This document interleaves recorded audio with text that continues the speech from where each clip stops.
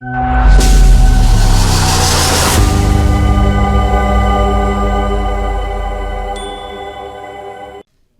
लोकमत राजस्थान में आप सभी दर्शकों का बहुत बहुत स्वागत है। मैं आपके साथ मोनिका राठौड़। ये रुक करेंगे आज की कुछ खास खबरों की ओर। महाकुंभ में स्नान के टूटे सारे रिकॉर्ड। महाकुंभ को चलते 41 दिन पूरे हो गए हैं, 5 दिन और बाकी हैं। अब तक 58 करोड़ से ज्यादा लोग प्रयागराज आकर संगम में स्नान कर चुके हैं। 26 फरवरी को महाशिवरात्रि पर आखिरी महाकुंभ स्नान से पहले आखिरी वीकेंड पर लोगों की संख्या फिर बढ़ने लगी है। कांग्रेस विधायकों के निलंबन पर भड़के पूर्व मुख्यमंत्री अशोक गहलोत। जोधपुर में बोले, सत्ता पक्ष ने ध्यान भटकाने के लिए किया है ऐसा। राजस्थान विधानसभा में शुक्रवार को बजट पर चर्चा के दौरान हुए हंगामे को लेकर कांग्रेस विधायकों के निलंबन का पूर्व मुख्यमंत्री अशोक गहलोत ने भारी विरोध जताया है।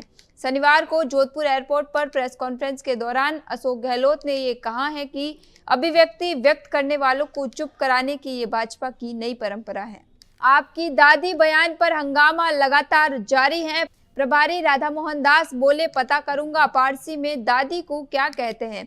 विधानसभा में मंत्री अविनाश गहलोत द्वारा पूर्व प्रधानमंत्री इंदिरा गांधी को आपकी दादी कहकर संबोधित करने से राजस्थान की सियासत गर्मा गई है। मंत्री के इस बयान के बाद कांग्रेस भड़क गई और उन्होंने इसे अपमानजनक बताते हुए माफी भी मांगी है। कांग्रेस विधायकों ने सदन में जोरदार विरोध किया, जिससे 3 बार कार्रवाई स्थगित करनी पड़ी।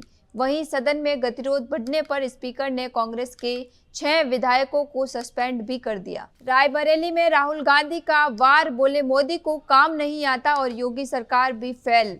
रायबरेली दौरे पर राहुल गांधी ने केंद्र और यूपी सरकार पर तीखा प्रहार किया है। युवाओं को संबोधित करते हुए उन्होंने कहा है कि योगी सरकार पूरी तरह विफल है, मोदी सरकार को काम करना नहीं आता।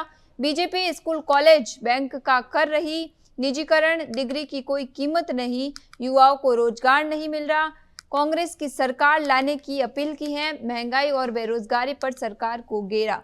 बीजेपी को हटाओ, कांग्रेस को लाओ, तब मिलेगा रोजगार। एकनाथ शिंदे ने कहीं 2 टुक में बात, बोला मुझे हल्के में मत लेना। फडणवीस से टकराव की अटकलें तेज। महाराष्ट्र की महायुति सरकार में अनबन की खबरों के बीच उप मुख्यमंत्री एकनाथ शिंदे ने बड़ा बयान दिया है। शिंदे ने यह कहा है कि जिन्होंने मुझे हल्के में लिया है उनकी सरकार बदल दी। प्रधानमंत्री मोदी से मुलाकात के बाद शिंदे का ये बयान चर्चा में है। महायुति में तनाव की अटकलों के बीच शिंदे ने यह कहा कि मुझे हल्के में मत लेना, मेरा इशारा जिसे समझना है वो समझ ले। क्या महाराष्ट्र की राजनीति में फिर से उथल पुथल की आहट नजर आ रही है। खबर जयपुर से है, जहां केंद्रीय कारागार के सामने भारतीय दूरसंचार विभाग की भूमिगत केबल चोरी होने का मामला सामने आया है। चोर को लालकोठी थाना पुलिस ने गिरफ्तार कर लिया है। पुलिस ने आरोपी प्रदीप बर्बन को रामगढ़ से डिटेन किया। थानाधिकारी बनालाल के सुपरविजन में पुलिस टीम ने कार्रवाई की। आरोपी के पास चोरी की केबल बरामद की गई।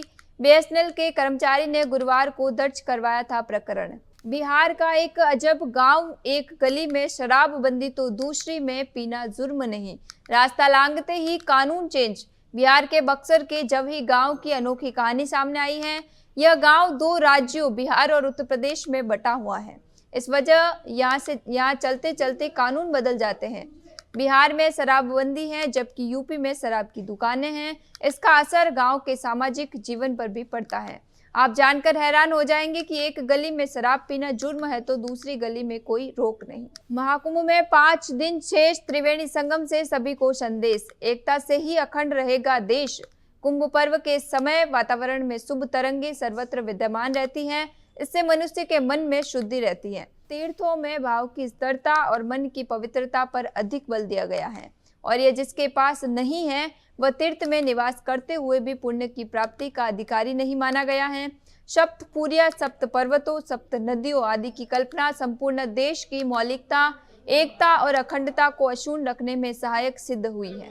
शरद पवार के लिए पीएम मोदी ने छोड़ी कुर्सी। प्रधानमंत्री नरेंद्र मोदी ने दिल्ली में स्थित विज्ञान भवन में भारतीय मराठी साहित्य सम्मेलन का उद्घाटन किया और इस अवसर पर पीएम मोदी ने शरद पवार को सम्मानित भी किया और उनके लिए अपनी कुर्सी छोड़ी।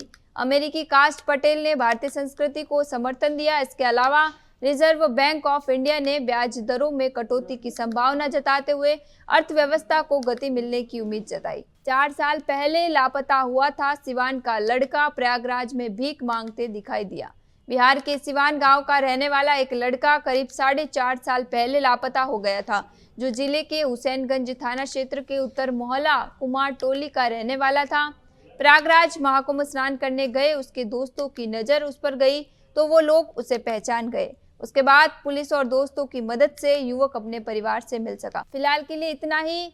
अभी दीजिए इजाजत, फिर लौटेंगे एक नए सच के साथ। तब तक के लिए नमस्कार।